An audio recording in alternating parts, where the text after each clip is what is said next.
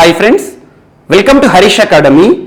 ఈరోజు వార్తలు నిలిచిన జాతీయ, అంతర్జాతీయ, రాష్ట్రీయ అంశాల గురించి, వార్తలు నిలిచిన వ్యక్తులు, అవార్డులు, పుస్తకాలు, మరి క్రీడా సంబంధిత సమాచారం ఒక్కొక్క అంశాన్ని వివరంగా తెలుసుకుందాం. ఈరోజు ఫస్ట్ టాపిక్ వచ్చేసి రాష్ట్రంలోని చిన్నారులకు ఉచిత విద్యను కల్పించబోతున్నట్టుగా హర్యానా రాష్ట్ర ప్రభుత్వం చేసిన కీలక ప్రకటన వార్తలు నిలిచింది.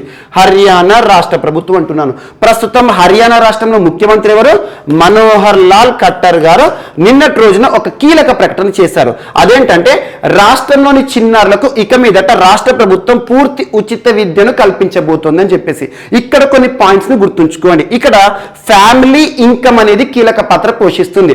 హర్యానా రాష్ట్రంలోని ఏ కుటుంబం అయితే పర్ యానం 1.80 lakh ఆదాయం ఈ లోపల ఉంటుందో, రాష్ట్రంలోని ఏ కుటుంబం యొక్క ఆదాయ పరిమితి 1.80 లక్షల లోపు ఉంటుందో సంవత్సరానికి, అంటే పర్ యానం ఫ్యామిలీ ఇన్కమ్ అనేది ఈ లోపు ఉన్న కుటుంబాలు ఏవైతే ఉంటాయో ఆ కుటుంబంలో జన్మించిన చిన్నారులు ఎవరైతే ఉంటారో వారికి ఇక మీదట పూర్తి ఉచిత విద్యను రాష్ట్ర ప్రభుత్వం కల్పిస్తుంది. ఇక్కడ హర్యానా రాష్ట్రంలో ఆల్రెడీ అమలవుతున్న ఒక ప్రోగ్రామ్ ని మరొకసారి చూద్దాం. అదేంటంటే పరివార్ पहचान పత్ర. పరివార్ పహచాన్ పత్ర ఇటీవల తరచూ వార్తలు నిలిచిన ఒక కార్యక్రమం, ఒక ఫ్యామిలీ ఐడి కార్డ్స్ డిస్ట్రిబ్యూషన్స్ కి సంబంధించిన ప్రోగ్రామ్ పరివార్ పహచాన్ పత్ర ఏ రాష్ట్రానికి సంబంధించిందంటే హర్యానా రాష్ట్రం అని గుర్తుంచుకోండి. పరివార్ పహచాన్ పత్ర ప్రోగ్రామ్ యొక్క ఉద్దేశం ఏంటి? ఆల్రెడీ మనం చూసాము, ఫ్యామిలీ ఐడి కార్డ్స్ ఇవ్వడం జరుగుతుంది. సో రాష్ట్ర ప్రభుత్వం రాష్ట్రంలోని ప్రతి కుటుంబానికి కూడా ఒక ఐడి కార్డు ఇవ్వడం జరుగుతుంది. ఆ ఐడి కార్డు లో ఫ్యామిలీకి సంబంధించిన టోటల్ డీటెయిల్స్ ఉంటాయి. ఆ కుటుంబంలో ఎంతమంది ఉంటారో, వారి యొక్క ఆదాయ పరిమితి ఏంటి, ఇన్కమ్ లెవెల్స్ ఏంటి, ఎవరెవరు ఏ ప్రొఫెషన్ లో ఉన్నారు, అలాంటి మొత్తం డీటెయిల్స్ తో కూడిన ఫ్యామిలీ ఐడి కార్డ్స్. ఆ ప్రోగ్రామ్ పేరేంటి? పరివార్ పహచాన్ పత్ర. ఈ ఐడి కార్డులను ఉద్దేశించి, ఈ ఐడి కార్డులను ఆధారంగా తీసుకొని ఏ కుటుంబం యొక్క పరాణం అంటే యాన్యువల్ గా ఒక సంవత్సరానికి ఏ కుటుంబం యొక్క ఆదాయం అనేది 1.80 లక్షల లోపు ఉంటుందో ఆ కుటుంబంలో జన్మించిన చిన్నారులు ఎవరైతే ఉంటారో వారికి ఇక మీదట రాష్ట్ర ప్రభుత్వం రాష్ట్రంలోని ఏ పాఠశాల అయినా కూడా పూర్తి ఉచితంగా విద్యను అందిస్తుందంట. ఇదొకటి ఇంపార్టెంట్. అండ్ ఇక్కడ ఉచిత విద్య అంటున్నాను కాబట్టి విద్యకి సంబంధించి మనకి ఏ సబ్జెక్ట్ గుర్తుకు రావాలి? సో కాన్స్టిట్యూషన్ అంటే Indian polity. So Indian polity మనకు రాజ్యాంగం, భారతదేశంలోని అత్యున్నత చట్టమైన రాజ్యాంగంలోని కొన్ని ప్రకరణలను ఇక్కడ లింక్ చేసుకోండి. అదేంటంటే ఫస్ట్ వచ్చేసి ఆర్టికల్ 21A అండ్ సెకండ్ వచ్చేసి రాజ్యాంగంలోని ఆర్టికల్ 45th అండ్ నెక్స్ట్ వచ్చేసి ఆర్టికల్ 51A. ఈ మూడు కూడా గుర్తుంచుకోండి. సో మనకు భారతదేశంలో అమలవుతున్న అత్యున్నత చట్టం, supreme law of the land ఏంటి? Indian constitution. So Indian constitution లో ఆర్టికల్ 21 ఉంటుంది. ఆర్టికల్ 21 అనగానే మనకి ఏం గుర్తుకొస్తుంది? జీవించే హక్కు, right to life. Right to life అనగానే ఈ ఆర్టికల్ గుర్తుకు రావాలి. సో ఒక వ్యక్తి యొక్క జీవితం ఉన్నతంగా ఎప్పుడు ఉంటుంది? విద్య పొందినప్పుడు. అందుకోసం రాజ్యాంగంలో ఆర్టికల్ 21 లో భాగంగా ఉన్న మరొక ప్రకరణ ఆర్టికల్ 21A అంటున్నాను. మరి రాజ్యాంగంలో ఏ సంవత్సరంలో ఏ రాజ్యాంగ సవరణ ద్వారా ఈ ఆర్టికల్ 21A చేర్చడం జరిగింది అంటే ఇక్కడ 86th కాన్స్టిట్యూషనల్ అమెండ్మెంట్ అని గుర్తుంచుకోండి. 86వ రాజ్యాంగ సవరణ ఇయర్ ఏంటి? 2002 సంవత్సరం. రాజ్యాంగంలో చేసిన మార్పు ఏంటి? ఆర్టికల్ 21 లో భాగంగా జీవించే హక్కుల భాగంగా రైట్ టు ఎడ్యుకేషన్ ని కూడా ఇవ్వడం జరిగింది. రైట్ టు ఎడ్యుకేషన్ అంటే విద్య కూడా ప్రాథమిక హక్కు.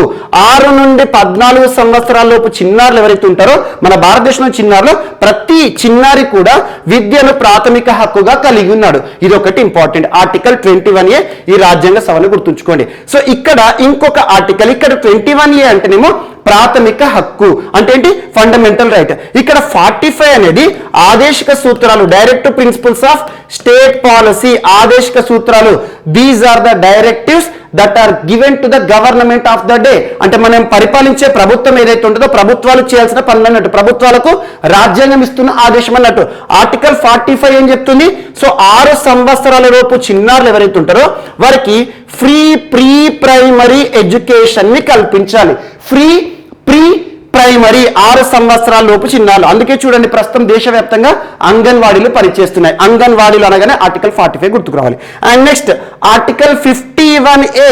ఆర్టికల్ 51A అనగానే ప్రాథమిక విధులు, ఫండమెంటల్ డ్యూటీస్, ప్రతి పౌరుడు చేయాల్సిన బాధ్యత విధి అన్నట్టు. సో ఆర్టికల్ 51Aలో కే అనే ఒక ఆర్టికల్ మనకు 51Aలో 11 ప్రాథమిక విధులు ఉన్నాయి. ఆ 11లో ఫస్ట్ 10 పక్కన పెట్టండి, కానీ 11th మాత్రం చాలా ఇంపార్టెంట్. 11 లేదా ఆర్టికల్ 51A కే అని గుర్తుంచుకోండి. అంటే 11వ ప్రాథమిక విధి ఏం చెప్తుంది అంటే 6 నుండి 14 సంవత్సరాల లోపు చిన్నారి ఎవరైతే ఉంటారో 6 నుండి 14 సంవత్సరాల చిన్నారికి విద్యను హక్కుగా కల్పించాలి, విద్యను కల్పించాలి. అది గార్డియన్స్ కి విధిగా కల్పించడం జరిగింది. అంటే తల్లిదండ్రులు కానివ్వండి, సంరక్షకులకు విధిగా కల్పించబడిన ఒక విధి అని గుర్తుంచుకోండి. ప్రాథమిక విధి అనగానే మనకు 6 నుండి 14 సంవత్సరాలు 51A కే అని గుర్తుంచుకోండి. 11వ ప్రాథమిక విధి చాలా ఇంపార్టెంట్. వీటన్నిటికి సంబంధించి 86th కాన్స్టిట్యూషనల్ అమెండ్మెంట్ అని గుర్తుంచుకోండి. భారత రాజ్యాంగంలో విద్య అనగానే ఇందాక మనం చర్చించుకున్న 3 ఆర్టికల్స్ ఏవైతే ఉంటాయో ఆ 3 ఆర్టికల్స్ కి సంబంధించిన రాజ్యాంగ సవరణ ఏంటంటే 86th కాన్స్టిట్యూషనల్ అమెండ్మెంట్ 2002. ఇక్కడ మరి హర్యానా రాష్ట్ర ప్రభుత్వం ఏం చెప్తుందంటే మరి రాష్ట్రంలో ప్రభుత్వ పాఠశాలలో కదా, ప్రభుత్వ పాఠశాలలో ఎవరైనా జాయిన్ కావచ్చు కదా. అంటే సో రాష్ట్ర ప్రభుత్వం ఏం చెప్తుందంటే ప్రత్యేకంగా కొన్ని నిర్ణీత పాఠశాలలు ఏవైతే ఉంటాయో ప్రైవేట్ పాఠశాలల్లో కూడా ఉచిత విద్యను కల్పిస్తాం. అండ్ అతి త్వరలో రాష్ట్రంలోని విద్యార్థులు ఎవరైతే ఉంటారో అంటే కేజీ టు పీజీ వరకు కూడా ఉచిత విద్యను కల్పిస్తాము. సో యాన్యువల్ ఇన్కమ్ ఏంటి 1.80 lakhs అనే పరిమితిని గుర్తుంచుకోండి సరిపోతుంది. సో అలా హర్యానా రాష్ట్రం ఉచిత విద్యకి సంబంధించి ఈరోజు ప్రత్యేకంగా వార్తలు ఇచ్చింది. జస్ట్ టాపిక్ అనేది ఇంపార్టెన్స్ ఉన్నా లేకపోయినా కూడా మనకు రాజ్యాంగానికి సంబంధించి దీన్ని అనుసంధానం చేసుకోండి, సులభంగా గుర్తుంటుంది. ఏదైనా ఒక టాపిక్ వార్తలు ఇచ్చినప్పుడు కరెంట్ అఫైర్స్ కి సంబంధించి దాని కన్సర్న్ సబ్జెక్ట్ కి లింక్ చేసుకోండి. హిస్టరీ కానీ, జాగ్రఫీ కానీ, పాలిటీ కానివ్వండి, పర్యావరణ శాస్త్రం కానివ్వండి, అలా లింక్ చేస్తూ చదివితే సులభంగా గుర్తుంటాయి ఇష్యూస్ అనేది. అండ్ ఇటీవల హర్యానా రాష్ట్రం తరచూ వార్తలను ఇస్తుంది. లాస్ట్ 3 days బ్యాక్ హర్యానా రాష్ట్రానికి సంబంధించి స్వాస్థ్య హర్యానా అనే ఒక మొబైల్ యాప్ గురించి డిస్కస్ చేశాము. హెల్త్ డిపార్ట్మెంట్ కి సంబంధించి స్వాస్థ్య హర్యానా. అండ్ ఇటీవల భారతదేశంలోనే మొట్టమొదటి అనే అంశంతో హర్యానా రాష్ట్రం తరచూ వార్తలు ఇస్తుంది. దేశంలోనే మొట్టమొదటి ఫుడ్ గ్రెయిన్ ఏటీఎం, ధాన్యపు ఏటీఎం, ఫుడ్ గ్రెయిన్ ఏటీఎం అనగానే హర్యానా రాష్ట్రం. అండ్ ఇటీవల హర్యానా రాష్ట్రం CCTNS ర్యాంకింగ్స్ లో దేశంలోనే ఫస్ట్ ప్లేస్ తో వార్తలు ఇచ్చింది. Crime and criminal network tracking system అని చెప్పేసి. సో అలా CCTNS లో భారతదేశంలోనే మొట్టమొదటి రాష్ట్రం ఏదంటే టాప్ ప్లేస్ నుంచి రాష్ట్రం Haryana. And at the same time Harihar అనే ఒక ప్రోగ్రామ్ గురించి మనం ప్రత్యేకంగా చూసాము. అండ్ హిత్ స్టోర్ వీటితో పాటు ఇటీవల ఖేలో ఇండియా గేమ్స్ కి సంబంధించి కూడా తరచూ వార్తలు ఇస్తున్న రాష్ట్రం హర్యానా రాష్ట్రం. వీటన్నిటిని లింక్ చేసుకోండి. ఒక టాపిక్ వార్తలు ఇచ్చినప్పుడు ఎర్లియర్ గా మనం డిస్కస్ చేసిన ఏవైతుంటే వాటన్నిటిని ఒకసారి హెడ్లైన్ చూడండి, సులభంగా మరొకసారి రివైజ్ అవుతుంది. అండ్ నెక్స్ట్ ఈరోజు COVID-19 కి సంబంధించి ఒక రీసెర్చ్ ఇన్స్టిట్యూట్ వార్తలు ఇచ్చింది. అదేంటంటే international institute for population sciences, international institute for population sciences అంటున్నాను. సో ఈ ఇన్స్టిట్యూషన్ ఈరోజు వార్తలు ఇచ్చింది కాబట్టి, ఈ సంస్థ వార్తలు ఇచ్చింది కాబట్టి ఈ హెడ్ క్వార్టర్ ఎక్కడ అంటే ముంబై అని గుర్తుంచుకోండి. ఎప్పుడైనా ఏదైనా పరిశోధన సంస్థ కానివ్వండి, ఒక ఇన్స్టిట్యూషన్ కానివ్వండి, ఒక సెంటర్ కానివ్వండి వార్తలు ఇచ్చిందంటే ఫస్ట్ దాని హెడ్ క్వార్టర్ గుర్తుంచుకోండి. International institution for population sciences అనేది భారత ప్రభుత్వం ఆధ్వర్యంలో పనిచేస్తుంది. Ministry of health and family welfare, భారత వైద్య ఆరోగ్య మంత్రిత్వ శాఖ అంటాం కదా. మన్సుఖ్ మాండవ్య గారు ప్రస్తుతం కన్సర్న్ మినిస్టర్ గా ఉన్నారు. సో ఈ మంత్రిత్వ శాఖ ఆధ్వర్యంలో పనిచేస్తున్న ఒక ఇన్స్టిట్యూషన్, ఒక రీసెర్చ్ ఇన్స్టిట్యూషన్ ముంబై కేంద్రంగా పనిచేస్తుంది. వీరేం చెప్పారంటే ఇటీవల కరోనా మహమ్మారి COVID-19 అనేది ఇండియాలో మాత్రమే కాదు ప్రపంచవ్యాప్తంగా చూస్తున్నాం. ఇప్పటికే ప్రపంచంలోని కొన్ని దేశాలు ఇంకా తీవ్ర ప్రభావ దశలో ఉన్నాయి. అలాంటిది ఈ COVID-19 అనేది భారత ప్రజలపై ఎలాంటి ప్రభావాన్ని చూపిస్తోంది అని చెప్పేసి ఒక అధ్యయనాన్ని విడుదల చేశారు, ఒక పరిశోధన చేశారు, ఒక రీసెర్చ్ పేపర్ విడుదల చేశారు. ఇందులో లైఫ్ ఎక్స్పెక్టెన్సీకి సంబంధించి లైఫ్ ఎక్స్పెక్టెన్సీ ఈ పదం గుర్తుంచుకోండి.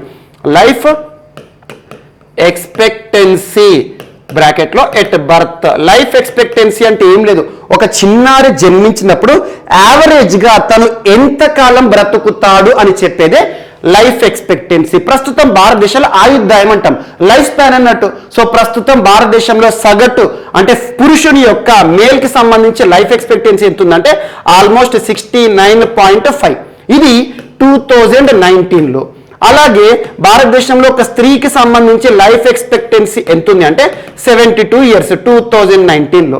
సో అంటే ఒక చిన్నారి, ఒక శిశువు గనక, సో ఫీమేల్ ఒక శిశువు గనక కిడ్ జన్మించింది అనుకోండి, ఎంతకాలం బ్రతుకుతుంది అన్నట్టు 72 సంవత్సరాలు యావరేజ్ గాని గుర్తుంచుకోండి. కొంతమంది ఎక్కువ బ్రతకచ్చు, కొంతమంది తక్కువ బ్రతకచ్చు. సో యావరేజ్ లైఫ్ ఎక్స్పెక్టెన్సీ అనేది భారతదేశంలో పురుషులకి ఇంత ఉంది, అంటే ఫీమేల్కి ఇంత ఉంది. సో పురుషుల కంటే స్త్రీలకు ఎక్కువ ఉంది.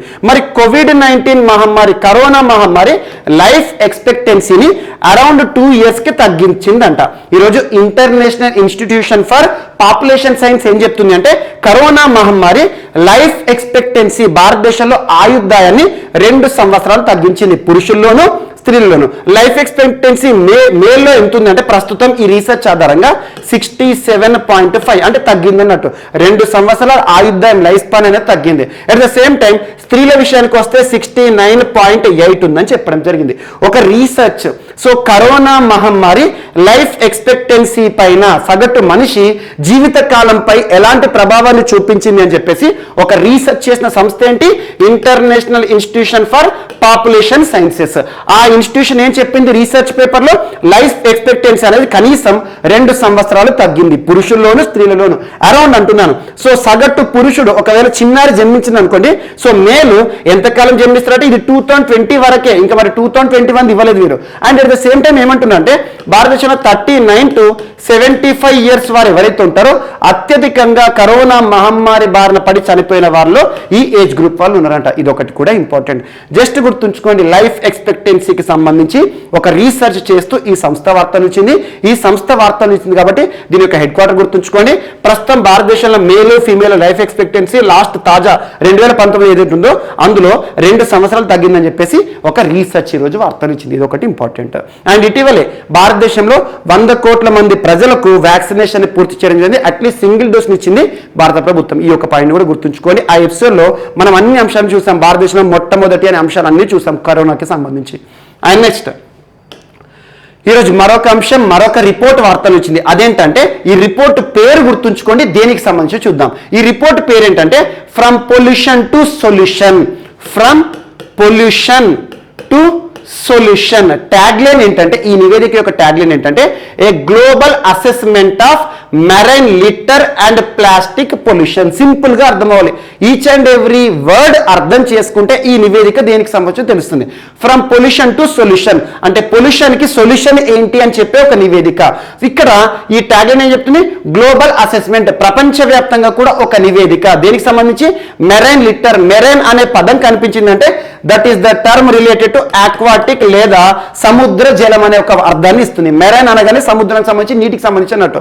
సో ప్లాస్టిక్ పొల్యూషన్ అనేది సముద్రంలో ఎంత మొత్తంలో పేరుకుపోతోంది అని చెప్పే ఒక నివేదిక ఈ రోజు వార్తలు ఇచ్చింది. ఈ నివేదిక, ఈ రిపోర్ట్ ని ఎవరు విడుదల చేశారంటే యుఎన్ఈపి.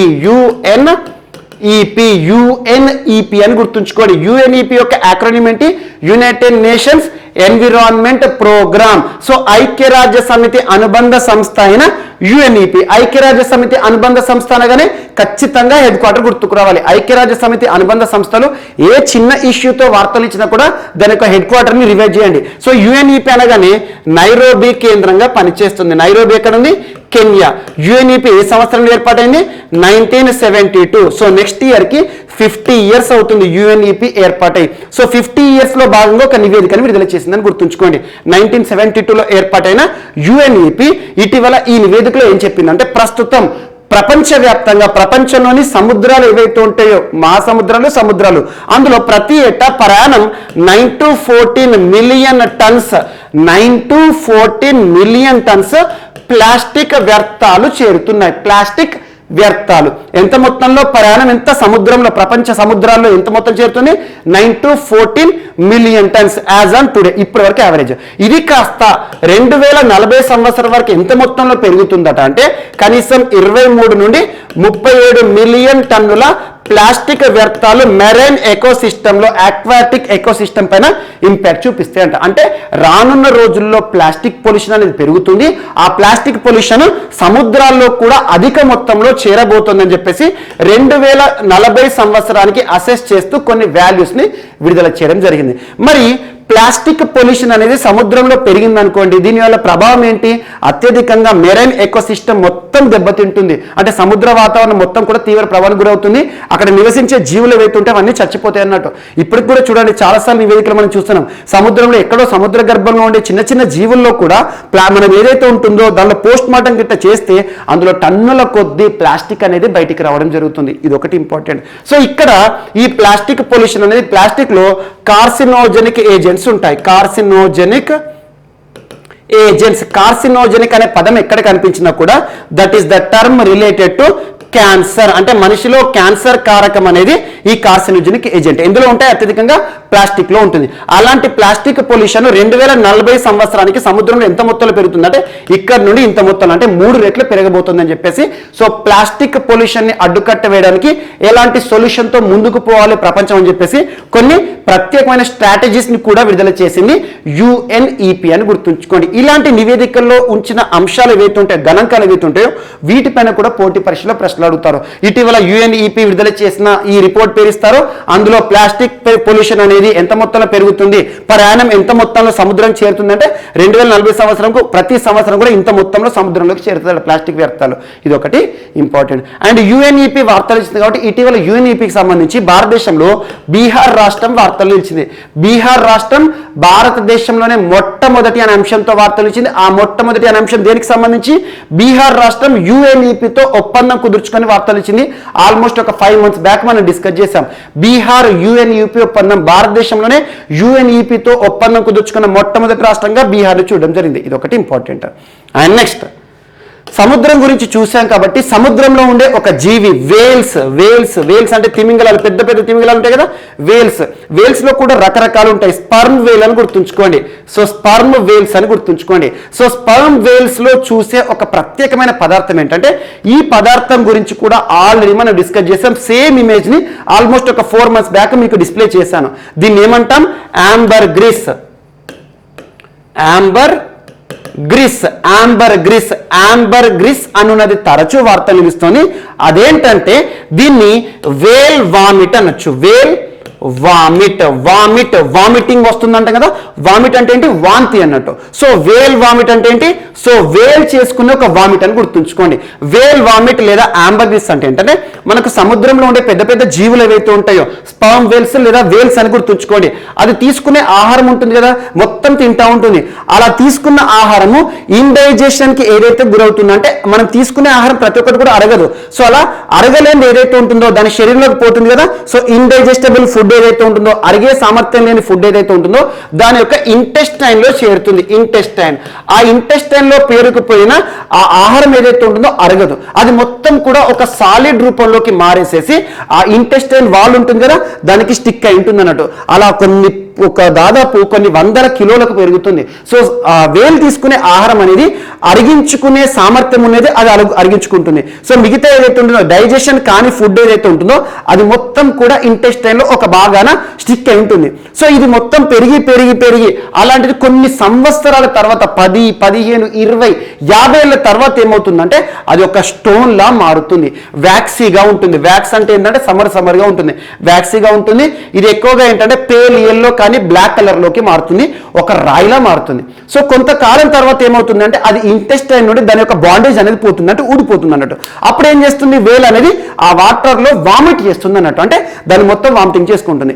అది సముద్రంలో మొత్తం ఏదైతే ఉంటుందో సముద్ర ప్రాంతం ఉంటుంది కదా, నీటిపైన మొత్తం తేలదు. సో నీటికి కొంత దూరంలో ఇది మొత్తం కూడా తేలుతూ ఉంటుంది అన్నట్టు. సో ఇవన్నీ స్టోన్స్ కూడా రాళ్లే, కాకపోతే నీటిపైన తేలుతూ కనబడతా ఉంటాయి. ఇది ఎందుకు ఇంత ఇంపార్టెన్స్ ఉంటుందంటే దీని పర్ఫ్యూమ్ ఇండస్ట్రీలో కానివ్వండి, మెడిసినల్ ఇండస్ట్రీస్లో కానివ్వండి అత్యధికంగా దీని డిమాండ్ ఉంటుంది. జస్ట్ ఒక కేజీ యాంబర్గ్రిస్ దొరికింది అంటే కోట్ల రూపాయలు దొరికినట్టే. అలా సముద్రంలో ఎవరైతే ఉంటారో వేటగాళ్ళు కానివ్వండి లేదా ఫిషరీ సెక్టర్ పైన ఆధారపడిన వారు ఉంటారు కదా, వారికి దొరుకుతూ ఉంటాయి అన్నట్టు. సో ఇది దొరకగానే మనం ఏంటంటే ప్రభుత్వానికి అప్పచెప్పాలి. దీన్ని కొంతమంది ఏం చేస్తారంటే అక్రమంగా తరలిస్తూ విదేశాలకు అమ్ముకుంటారు. జస్ట్ ఒకే రోజున నిన్నటి రోజున తిరువారూర్ తమిళనాడు చెన్నై సముద్రం మీద, చెన్నై అంటేనే మెరీనా బీచ్ సముద్రం, ఆ సముద్ర పరిసర ప్రాంతాల్లోని ఫిషరీస్ పైన ఆధారపడిన వారు ఎవరైతే ఉంటారో వారికి ఈ యాంబర్గ్రిస్ అనేది దొరికింది. 8 కోట్ల విలువైన యాంబర్గ్రిస్ ని అక్రమంగా తరలిస్తున్నారని చెప్పేసి పోలీస్ అధికారులు పట్టుకోవడం జరిగింది. జస్ట్ అలా ఈ రోజు పేపర్లో కనిపించింది కాబట్టి, మరొకసారి కనిపించింది కాబట్టి ఇది గుర్తుంచుకోండి. ఎగ్జామినేషన్ పాయింట్ ఆఫ్ వ్యూలో హై ఎకనామికల్ వాల్యూ ఉంటుంది కాబట్టి దీనిపైన ప్రశ్న అడుగుతారు. ఇటీవల తరచూ వార్తలు ఇస్తున్న యాంబర్గ్రిస్ అనున్నది ఏంటి అంటే వేల్ వామిట్ అని గుర్తుంచుకోండి. వేల్ వామిట్, స్పర్మ్ వేల్స్ ఏవైతే ఉంటాయో అవి వామిట్ చేసే ఒక పదార్థం ఒక సాలిడ్ రూపంలో ఉంటుంది, పేల్ ఎల్లోగా ఉంటుంది, వ్యాక్సీగా ఉంటుందని గుర్తుంచుకోండి. సో దీన్ని చాలా వరకు పర్ఫ్యూమ్ ఇండస్ట్రీ వాడతారు, అద్భుతమైన సువాసన ఉంటుంది. పర్ఫ్యూమ్ ఇండస్ట్రీలో కానివ్వండి, మెడిసిన్ ప్రిపరేషన్లో కూడా హై కాస్ట్తో కూడిన మెడిసిన్స్ ఏవైతే ఉంటాయో మనం తీసుకునే మందుల్లో కూడా తయారు చేస్తారు. అంత ఇంపార్టెన్స్ ఉంది కాబట్టి దీన్ని ఎవరైతే ఉంటారో ఫిషరీ పైన ఆధారపడిన వారు అక్రమంగా తరలిస్తూ ఉంటారు. కొంతమంది ఏం చేస్తారంటే ఒక అడుగు ముందుకు వేసేసి వేల్స్ని చంపేసి కూడా లోపలికి తీసుకోవాలని ట్రై చేస్తూ ఉంటారు. సో అలా పోచర్స్కి ఏంటంటే ఆంక్ష ఎక్కువగా ఉంటుంది. ఇలాంటిది ఒకటి ఇంపార్టెంట్. ఇది ఒకటి చూడండి, యాంబర్గ్రిస్ లేదా వేల్ వామిట్. అండ్ ఇంకొకటి, భారతదేశంలోనే మొట్టమొదటి అనే అంశంతో బన్నీ బఫెల్లో ఐవీఎఫ్ కాల్ఫ్ బాండ్ వార్తలో నిలిచింది. ఐవీఎఫ్ అంటే ఏంటంటే in vitro fertilization. In vitro fertilization అంటే ఏంటంటే మిమిక్ అన్నట్టు. కామన్గా మనం చూసేది ఇన్ వైవో ఫర్టిలైజేషన్. ఒక మనిషి లోపల ఫర్టిలైజేషన్ ఎలా ఉంటుంది, ముఖ్యంగా స్త్రీ లోపల జరుగుతుంది ఫర్టిలైజేషన్ మొత్తం కూడా. అలాంటిది ఇన్ విట్రో అంటే ఏంటంటే బయట టెస్ట్ ట్యూబ్ అనుకోవచ్చు. భారతదేశంలోనే మొట్టమొదటి ఇన్ విట్రో ఫర్టిలైజేషన్ ఆధారంగా డెవలప్ చేయబడిన బన్నీ బఫెల్లో ఈరోజు వార్తలు ఇచ్చింది. బన్నీ బఫెల్లో అనగానే ఇటీవల మనం చర్చించుకున్న ఒక పాయింట్ గుర్తుకు రావాలి. బన్నీ గ్రాస్లాండ్స్ తరచూ వార్తలు ఇస్తుంది. ఇటీవల తరచూ వార్తలు ఇస్తున్న బన్నీ గ్రాస్లాండ్స్, బన్నీ గడ్డి భూములు ఏ రాష్ట్రము? గుజరాత్ రాష్ట్రం. సో గుజరాత్ రాష్ట్రంలో బన్నీ గ్రాస్లాండ్ ప్రాంతంలో చూసే ఒక ప్రత్యేకమైన బఫెల్లో, ఒక వైల్డ్ బఫెల్లో అనుకోండి. సో అలాంటి బఫెల్లో యొక్క ప్రత్యేకత ఏంటంటే ఇవి పాల సామర్థ్యం ఎక్కువగా ఉంటుంది. సో దీనిని ఐవీఎఫ్ విధానంలో శాస్త్రవేత్తలు సృష్టించారు. ఇక్కడ ఒక రీసెర్చ్ ఇన్స్టిట్యూట్ పేరు గుర్తుంచుకోండి, జేకే బొవాజెరిన్ లేదా జేకే ట్రస్ట్ అని గుర్తుంచుకోండి. ఇది రేమండ్స్ వారి ప్రోగ్రామ్. లేదంటే జేకే బొవాజెరిన్ జేకే ట్రస్ట్ అనే సంస్థ దేశంలోనే మొట్టమొదటిసారి బన్నీ బఫెల్లోని ఇన్విట్రో ఫర్టిలైజేషన్ ద్వారా సృష్టించడం జరిగింది. ఎక్కడ అంటే కచ్ భూములు లేదా కచ్ ప్రాంతం అని గుర్తుంచుకోండి, సరిపోతుంది. సో ఇక్కడ బన్నీ గ్రాస్లాండ్స్, ఇటీవల వివాదాస్పదమవుతూ వార్తలు ఇచ్చిన బన్నీ గ్రాస్లాండ్స్ లో నివసించే తెగ ఏంటి? మాల్దారీస్ తెగ. మాల్దారీస్, చాలా సార్లు రిపీట్ చేస్తున్నాను, మాల్దారీస్ తెగ. ఇటీవల తరచూ వార్తలు ఇస్తున్న మాల్దారీ తెగ అనగానే బన్నీ గ్రాస్లాండ్ గుర్తుంచుకోవాలి. బన్నీ గ్రాస్లాండ్ అనగానే గుజరాత్ రాష్ట్రం గుర్తుకు రావాలి. అలా గుజరాత్ రాష్ట్రంలోని ప్రత్యేకమైన బఫెల్లో దీనిని ఆర్టిఫిషియల్ గా లేదంటే ఇన్విట్రో విధానంలో సృష్టించారు. ఏ శాస్త్రవేత్తలు అంటే జేకే బొవాజెరిన్ శాస్త్రవేత్తలను గుర్తుంచుకోండి, సరిపోతుంది. India's first Bunny buffalo. Bunny అనగానే ఈ బన్నీ అనే పదం వినిపించిందంటే గుజరాత్, అదొకటి గుర్తుంచుకోండి. సో అలా ఇటీవల బఫెల్లోస్ కూడా తరచూ వార్తలు నిలుస్తున్నాయి. వైల్డ్ బఫెల్లో సంబంధిత అంశంతో ఛత్తీస్గఢ్ రాష్ట్రం వార్తలు నిలిచింది. అండ్ ఇటీవల మండా బఫెల్లో భారతదేశంలో గుర్తింపు పొందిన లేటెస్ట్ బఫెల్లో ఏదైతే ఉంటుందో మండా బఫెల్లో అనగానే ఒడిషా. అలా భారతదేశంలో రకరకాల బఫెల్లో జాతులు ఉంటాయి. సో మండా బఫెల్లో ఒడిషా ఏదైతే ఉంటుందో, బన్నీ బఫెల్లో అనగానే గుజరాత్ రాష్ట్రం. అండ్ భారతదేశంలో ప్రస్తుతం ఆల్మోస్ట్ 109 మిలియన్ బఫెల్లోస్ ఉన్నాయి. ఇది ఒకటి గుర్తుంచుకోండి. సో భారతదేశంలో కాదు, ప్రపంచవ్యాప్తంగా 109 మిలియన్ బఫెల్లోస్ ఉంటే ఇందులో 56% భారతదేశంలోనే ఉండడం జరిగింది. ఇది ఒకటి important point. And next, so ఈరోజు మన నెక్స్ట్ టాపిక్ వచ్చేసి గొరియా అనే ఒక ప్రత్యేక కమ్యూనిటీ వార్తలు నిలిచింది. గొరియా కమ్యూనిటీ లేదా గొరియాస్ అని గుర్తుంచుకోండి. ఇటీవల వార్తలు నిలిచిన ఒక ప్రత్యేక కమ్యూనిటీ. గొరియా కమ్యూనిటీ ఏ రాష్ట్రానికి చెందింది అంటే అస్సాం రాష్ట్రం అని గుర్తుంచుకోండి. సో అస్సాం రాష్ట్రము ఒక ప్రత్యేక కమ్యూనిటీ అంటున్నాను. గొరియా లేదా గొరియాస్. ఖచ్చితంగా రానున్న పోటీ పరీక్షలో ఒక ప్రశ్న అడిగే అవకాశం ఉంది. ఇటీవల వార్తలు ఇచ్చిన ప్రత్యేక కమ్యూనిటీ గొరియా లేదా గొరియాస్ అనగానే అస్సాం రాష్ట్రం గుర్తుకు రావాలి. అస్సాం రాష్ట్రంలోని నార్థన్ ప్రాంతం అంటే ఏంటి? నార్థన్ అస్సాం ప్రాంతంలోని ఒక జిల్లా పేరు గుర్తుంచుకోండి. దరాంగ్ అనే ఒక జిల్లా. దరాంగ్ అనే డిస్టిక్ లేదా బ్రహ్మపుత్ర పరివాహిక ప్రాంతం, బ్రహ్మపుత్ర నది పరివాహిక ప్రాంతంలోని దరాంగ్ అనే ఒక జిల్లాలో మాత్రమే కనిపించే ఒక ప్రత్యేకమైన కమ్యూనిటీ, ప్రత్యేకమైన సమాజము గొరియా కమ్యూనిటీ లేదా గొరియాస్. ఇక్కడ వీరిని ఇండిజినస్ ముస్లిం కమ్యూనిటీగా కూడా పేర్కొనడం జరుగుతుంది. చాలా మంది వీరిని ఇండిజినస్ ముస్లిమ్స్ అంటారు. సో వీళ్ళు పేరుకు మాత్రమే ముస్లిమ్స్, కానీ మన భారతదేశంలోని ఇస్లాం మతస్థులు కానివ్వండి, విదేశాల్లో ఉండే లేదా గల్ఫ్ దేశాల్లో ఉండే ఇస్లాం మతస్థులు ఎవరైతే ఉంటారో వారితో ఎలాంటి పోలిక ఉండదు. వీరు బొట్టును పెట్టుకుంటారు అండ్ వీరి యొక్క కల్చర్, సంస్కృతి కానివ్వండి, ట్రెడిషన్ కానివ్వండి, లాంగ్వేజ్ కానివ్వండి, అసలు మన భారతదేశంలో ఉండే ఇస్లాం మతస్థుల వారితో ఎలాంటి పోలిక ఉండదు. అయినా కూడా వారిని ఇండిజినస్ ముస్లిం కమ్యూనిటీ అంటారు. జస్ట్ ఇక్కడ గుర్తుంచుకోండి, వారి యొక్క సంస్కృతి పక్కన పెడితే గొరియా అనే కమ్యూనిటీ, గొరియా సమాజం ఈరోజు వార్తలు ఇచ్చింది. ఎందుకంటే ఇక్కడ ఏమని చెప్పాను, ఏ నది అని చెప్పాను? బ్రహ్మపుత్ర నది పరివాహిక ప్రాంతము ఒక జిల్లా పేరు చెప్పాను. సో ఇక్కడ వీరు నివసించే ప్రాంతం ఏదైతే ఉంటుందో ఆ ప్రాంతాల నుండి వీరిని రాష్ట్ర ప్రభుత్వం ఎవిక్ట్ చేయబడి ఉంది. ఎవిక్ట్ అంటే ఏంటి? వీరిని ఈ ప్రాంతం నుండి వెళ్ళగొట్టడం జరుగుతుంది. ఎందుకంటే ఇక్కడ ఉన్న కొన్ని ప్రత్యేకమైన అభివృద్ధి కార్యక్రమాలు దృష్టిలో ఉంచుకొని వారు నివసించే ప్రాంతాల నుండి వారిని డిస్ప్లేస్ చేస్తున్నట్టుగా ప్రభుత్వం చేసిన ప్రకటన వార్తలు ఇచ్చింది. ప్రభుత్వ ప్రకటనకు వ్యతిరేకంగా వీరు ఉద్యమం చేస్తున్నారు. జస్ట్ గుర్తుంచుకోండి, గొరియా కమ్యూనిటీ అస్సాం రాష్ట్రానికి సంబంధించి వార్తలు ఇచ్చింది. అండ్ వార్తలు నిలిచిన ప్రత్యేక సమాజం కానివ్వండి, ప్రత్యేక తెగ కానివ్వండి, ఏదైనా కనబడితే ఆ పేరు గుర్తుంచుకోండి, ఏ రాష్ట్రానికి సంబంధించి, అసలు ఎందుకు వార్తలు ఇచ్చింది, వీటి యొక్క ప్రత్యేకతలు ఏంటి, ఇది గుర్తుంచుకోండి సరిపోతుంది. ఇందాక మనం మాల్దారీ తెగ నన్ను ట్రైబల్ పీపుల్ గుజరాత్, అంతకుముందు కర్ణాటక రాష్ట్రానికి సంబంధించి బర్డ్ క్యాచర్స్ గా పేర్కొనబడే హక్కిపిక్కి తెగ వార్తలు నిలిచింది. ఇలాంటి వాటిపైన ప్రత్యక్ష శ్రద్ధ చూపండి. ఇక అస్సాం రాష్ట్రం ఇటీవల తరచు వార్తలు నిలుస్తుంది. అస్సాం రాష్ట్రం అనగానే మేళాలు, పండుగలు, బిహు పండుగ, అంబుబాచి మేళా అండ్ మహిళలకు సంబంధించి స్వనిర్భర్ నారి, ఆత్మనిర్భర్ అస్సాము, ఇటీవల ఫ్యామిలీ ప్లానింగ్ కి సంబంధించి చైల్డ్ పాలసీని డిక్లేర్ చేసింది. పాపులేషన్ ఆర్మీ మరియు గార్డియన్ మినిస్ట్రీని ఏర్పాటు చేసిన దేశంలోని మొట్టమొదటి రాష్ట్రం. ఇలాంటి అంశాలన్నిటి కూడా లింక్ చేస్తూ చదవండి. అండ్ నెక్స్ట్ ఈరోజు మరొక అంశం. సో గోవా రాష్ట్రం దేశంలోనే 100% అనే అంశంతో మరొకసారి వార్తలు ఇచ్చింది. సో గోవా రాష్ట్రం 100% ఓడిఎఫ్ అండ్ ఎలక్ట్రిసిటీ అనే అంశాలతో వార్తలు నిలిచింది. ఓడిఎఫ్ అండ్ ఎలక్ట్రిసిటీ అంటున్నాను. ఓడిఎఫ్ అంటే open defecation free. Open defecation free. Open defecation free అంటే ఏంటంటే ముఖ్యంగా ప్రస్తుతం స్వచ్ఛ భారత్ మిషన్లో భాగంగా బహిరంగ ప్రదేశాల్లో వ్యర్థాలు కానివ్వండి, బహిరంగ ప్రదేశాల్లో మల విసర్జన చేయకూడదని చెప్పేసి భారత ప్రభుత్వం పిలుపునిచ్చింది. అందులో భాగంగా గోవా రాష్ట్రంలో ప్రతి ఇంట్లో కూడా సో ఏదైతే ఉంటుందో టాయిలెట్ ఏర్పాటు చేయడం జరగాలి. గోవా రాష్ట్రంలో ప్రతి ఇంటికి కూడా టాయిలెట్ సౌకర్యం కల్పించింది అన్నట్టు. ఈ ఓడిఎఫ్ అనేది ఒక సర్టిఫికేషన్ ప్రోగ్రామ్ భారత ప్రభుత్వం 2016 సంవత్సరంలో తీసుకొచ్చింది. ఓడిఎఫ్ ప్లస్ అని చెప్పేసి. ఓపెన్ డెఫకేషన్ అంటే ఏంటంటే బహిరంగ ప్రదేశాల్లో వ్యర్థాలు కానివ్వండి లేదా టాయిలెట్స్ కానివ్వండి నిర్మించడం, లేదంటే బహిరంగ ప్రదేశాల్లో మల విసర్జన కానివ్వండి, మూత్ర విసర్జన కానివ్వండి చేయకూడదు అన్నట్టు. అలాంటి అంశంలో 100% రిజల్ట్ని సాధించిన ఒక రాష్ట్రంగా గోవా రాష్ట్రం వార్తలు ఇచ్చింది. And at the same time electricity. Goa రాష్ట్ర ప్రభుత్వం తీసుకున్న కీలక చర్య ఏంటంటే రాష్ట్రంలోని ప్రతి ఇల్లు, ప్రతి హౌస్ హోల్డ్ అంటాం ఇండ్లు అన్నట్టు, ప్రతి ఇంటికి కూడా ఎలక్ట్రిసిటీ సదుపాయాన్ని కల్పించింది. సో వైరింగ్ చేయడం జరిగింది. ప్రతి ఇంటికి కూడా విద్యుత్ సౌకర్యాలు కల్పించడం జరిగింది.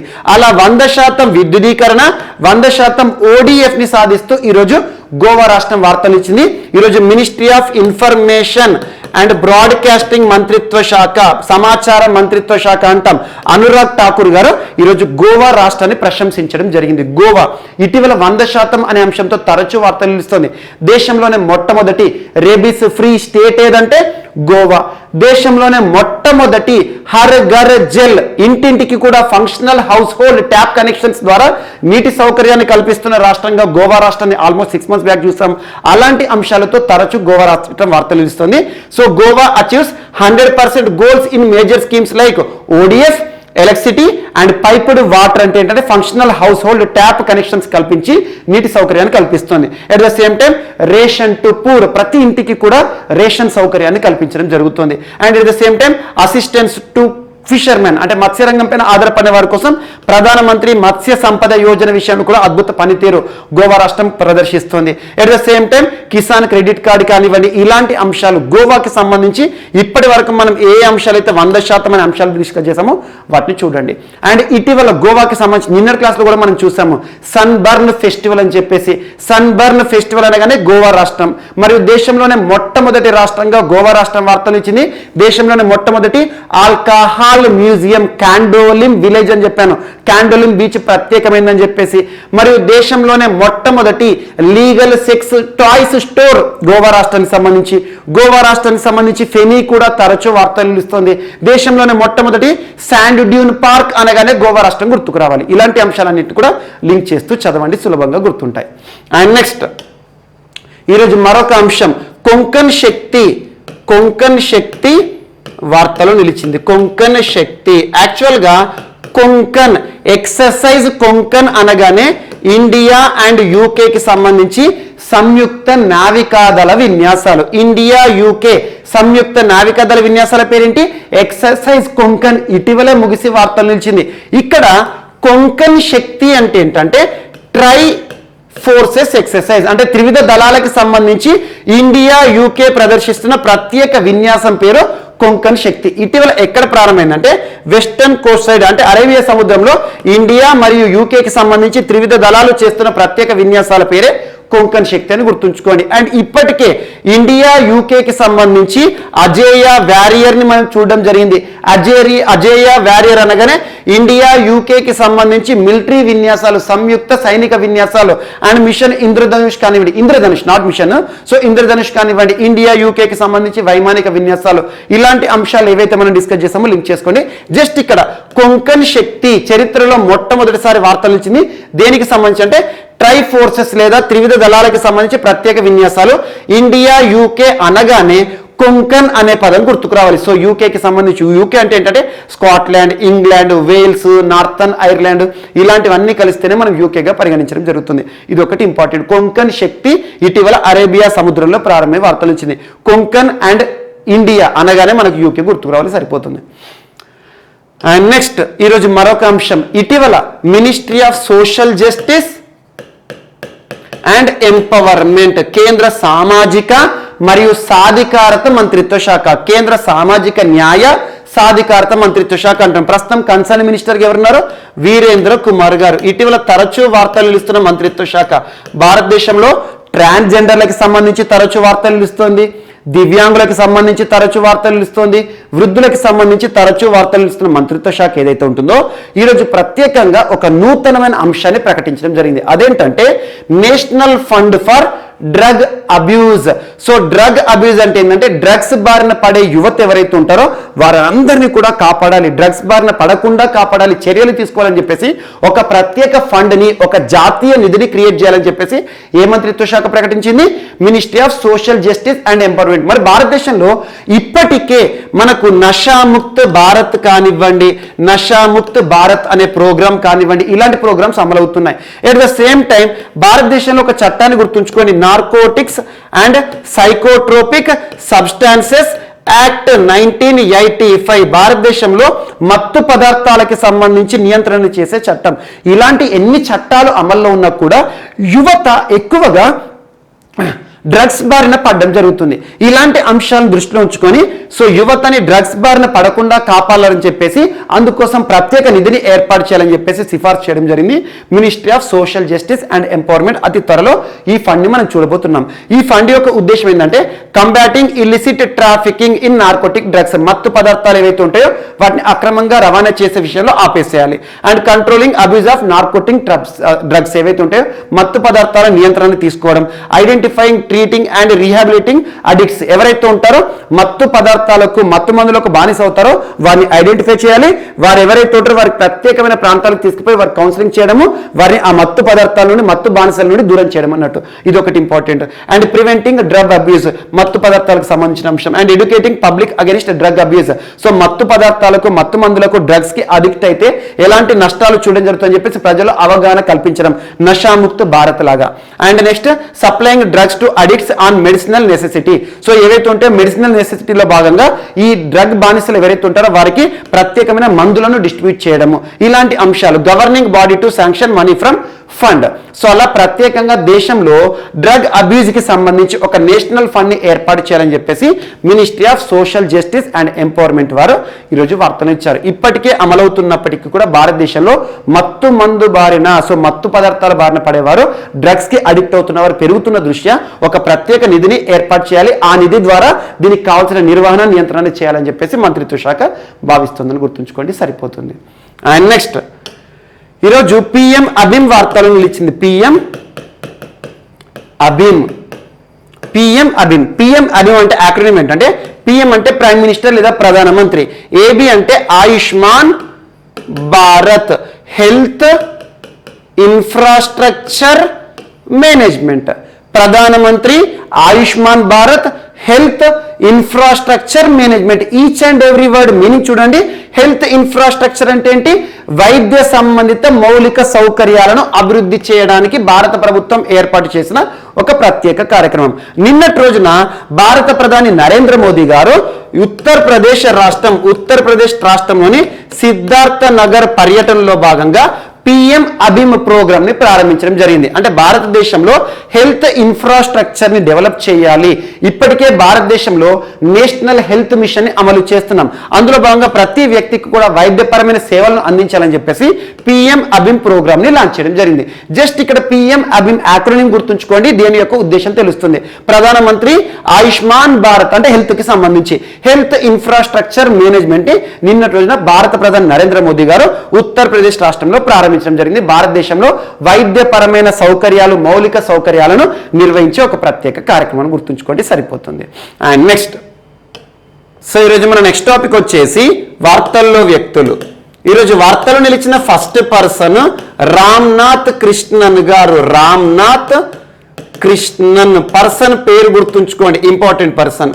రామ్నాథ్ కృష్ణన్ గారు ఈరోజు నూతన MD, managing director and group CEO chief executive officer గా వార్తలు నిలిచారు. ఏ సంస్థకి సంబంధించి నూతన ఎండి అండ్ సిఇఓ అంటే ఇక్కడ ఒక సంస్థ పేరు గుర్తుంచుకోండి. ఇక్రా అనే ఒక సంస్థ, ఇక్రా అనే ఒక రేటింగ్ ఏజెన్సీకి నూతన ఎండి, మేనేజింగ్ డైరెక్టర్ మరియు చీఫ్ ఎగ్జిక్యూటివ్ ఆఫీసర్ గా ఇటీవల వార్తలు ఇచ్చిన పర్సన్ పేరు ఏంటంటే రామ్నాథ్ కృష్ణన్ అని గుర్తుంచుకోండి. ఇక్కడ ఇక్రా అనే సంస్థ వార్తలు ఇచ్చింది కాబట్టి ఈ సంస్థ ఇక్రా యొక్క యాక్రోనిమ్ ఫుల్ ఫామ్ ఏంటో చూద్దాం. Investment information and credit rating agency. ఒక క్రెడిట్ రేటింగ్ ఏజెన్సీ, ఎకానమీకి సంబంధించిన సంస్థ. Investment information and credit rating agency. Iqra head quarter ఎక్కడ అంటే గుర్గావ్ కేంద్రంగా పనిచేస్తుందని గుర్తుంచుకోండి, హర్యానా. సో గుర్గావ్ కేంద్రంగా పనిచేస్తున్న ఇక్రా ఏ సంస్థకి అనుబంధంగా పనిచేస్తుందంటే ఇక్కడ ఇంకొక సంస్థ పేరు గుర్తుంచుకోండి, మూడీస్ కోఆపరేషన్. మూడీస్ అనే ఒక సంస్థ, మూడీస్ రేటింగ్ ఏజెన్సీ అని చాలాసార్లు మనం వార్తలు చూడడం జరిగింది. జస్ట్ ఈ మూడీస్ సంస్థ పేరు కూడా మర్చిపోండి. జస్ట్ ఇక్కడ మాత్రం ఈ టాపిక్ సంబంధించి ఇక్రా అనే ఒక రేటింగ్ ఏజెన్సీ, ఇక్రా అనే సంస్థ పేరు మాత్రం గుర్తుంచుకోండి.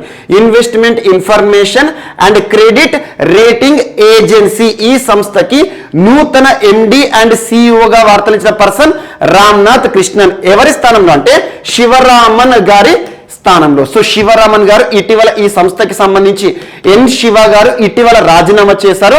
అతని స్థానంలో నూతన ఎండి అండ్ సిఇఓగా వార్తలించిన పర్సన్ రామ్నాథ్ కృష్ణన్. జస్ట్ గుర్తుంచుకోండి, ఒక క్రెడిట్ రేటింగ్ ఏజెన్సీ, భారతదేశంలో ఎకానమీకి సంబంధించి రేటింగ్స్ కి సంబంధించిన గణాంకాలను విడుదల చేసి ఒక సంస్థను గుర్తుంచుకోండి.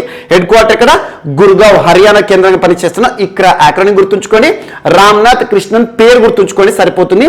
నూతన managing director and group CEO లేదా సిఇఓ అని గుర్తుంచుకోండి, చీఫ్ ఎగ్జిక్యూటివ్ ఆఫీసర్ అని గుర్తుంచుకోండి, సరిపోతుంది. అండ్ నెక్స్ట్ ఈరోజు మరొక అంశం, సో రజనీకాంత్ గారి కూతురు, సో పేరు ఇక్కడ గుర్తుంచుకోండి, సౌందర్య రజనీకాంత్ గారు. సౌందర్య రజనీకాంత్ గారు ఆవిష్కరించిన, తను రూపొందించిన ఒక కొత్త యాప్ ఈ రోజు వార్తలు ఇచ్చింది. ఒక సోషల్ మీడియా యాప్, హూటే అనే ఒక యాప్. హూటే అనే ఒక యాప్. ఈ పేరు వినగానే రజనీకాంత్ గారి పేరు గుర్తుకు రావాలి. సో తన యొక్క కూతురు సౌందర్య రజనీకాంత్ గారు మన ముందుకు తీసుకువచ్చిన హూటే అనే యాప్ యొక్క ప్రత్యేకత ఏంటంటే, భారతదేశంలోనే మొట్టమొదటి voice based social media app అని గుర్తుంచుకోండి. సో సోషల్ మీడియా యాప్ అంటే ఏంటి?